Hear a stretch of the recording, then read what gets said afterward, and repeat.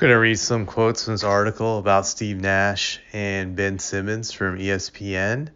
So here's the first quote. Very unique, Nash said of Simmons after the second full practice of training camp on Wednesday.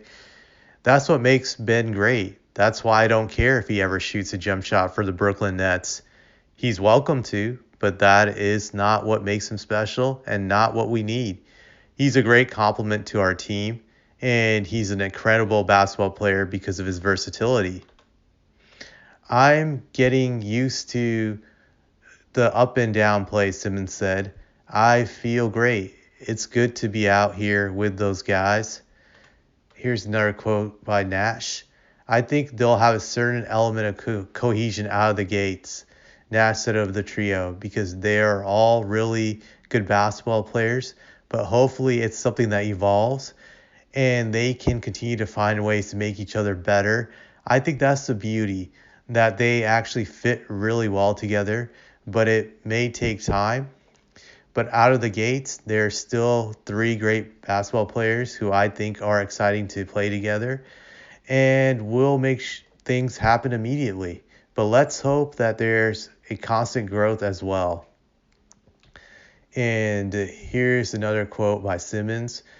You're playing with some great NBA players, some of the greatest, said of Durant and Irving. So for me, it's just playing alongside them, figuring out what they want their shots, how they move, different spots on the floor, where I need to be. It's just timing. Here's another quote by Nash. If he's the lone big, that's a role we would definitely play him at. But he's also our playmaker and point guard. So this was Nash referring to using Simmons as a center. And let me read another quote. I'm looking forward to it, Simmons said. I'll play wherever the team needs me to play. Whatever helps, I can guard 1 through 5, play 1 through 5.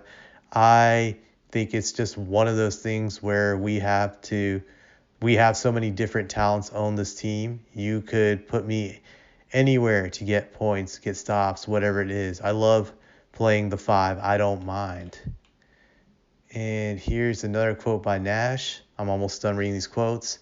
I think we're going to assess again in November, but he's doing great, Nash said. He's building up. We knew this going in, and we also don't want to take big risks with TJ because he's been out for 2 years. So it's a process that we want to be very confident in and make a firm organization not to rush him. I think Ben's just an incredible playmaker, Nash said. Size, speed, agility, unselfishness. He's always looking to get guys open. He's a great screener. He has terrific vision with his size and speed. He's been able to push the ball in transition and also get into gaps. So a great fit for Kevin and Kai to try and make the game a little bit easier for them. So these are all the quotes that Nash said. So quite a lot of quotes, and same with Simmons. So what I gather from this is that Nash is hoping that he has enough talent on his team that he wouldn't need Simmons to shoot open shots or even to shoot a jump shot.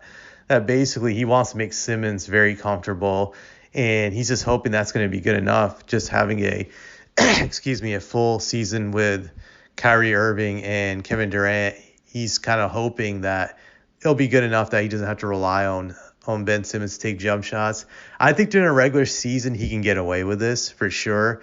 Right now I feel the East is in disarray kind of in the sense that there's no sure team outside of Milwaukee. Now with the Udoka scandal going on in Boston, that team could be in disarray.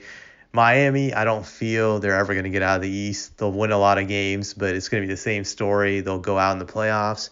Miami's just not built to get to the finals the way they are. I'm a firm believer of this. So it gives the Nets a lot of room to operate in this environment. Do I think that they can get to the NBA Finals?